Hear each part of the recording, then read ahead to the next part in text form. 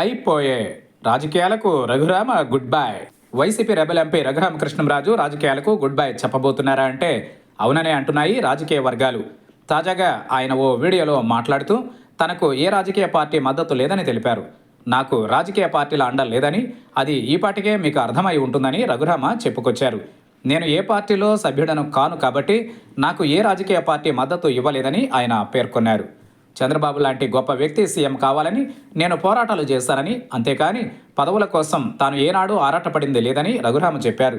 ఇటీవల టీడీపీ బీజేపీల్లో చేరిన నాయకులు ఎవరూ కూడా ఏనాడు కనిపించింది లేదని, జగన్ గురించి వ్యతిరేకంగా మాట్లాడడం చూడలేదని, వారు ఎక్కడైనా జగన్ గురించి మాట్లాడింది చూపిస్తే తాను రాజకీయాల నుంచి తప్పుకుంటానని ప్రకటించారు. ఇంతమందికి టికెట్లు కేటాయించిన ఈ కూటమి తనకు సీటు కేటాయించకపోవడంపై రఘురామ ఆవేదన వ్యక్తం చేశారు.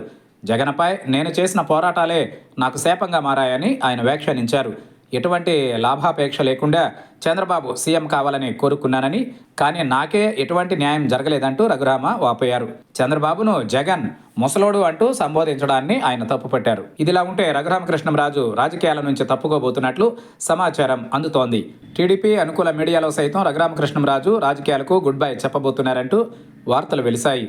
ఏ పార్టీ కూడా తనకు టికెట్ ఇవ్వడానికి ముందుకు రాకపోవడంతో ఆయన ఈ నిర్ణయం తీసుకున్నారని తెలుస్తోంది. టీడీపీ, జనసేన, బీజేపీ ఉమ్మడి అభ్యర్థిగా నరసాపురం బరిలో దిగాలని భావించిన రఘురామరాజుకు నిరాశ ఎదురైంది. పొత్తులో భాగంగా నరసాపురం సీటు బీజేపీకి దక్కడంతో ఆ పార్టీ నుంచి పోటీ చేయాలని భావించిన రఘురామకు గట్టి షాక్ తగిలింది.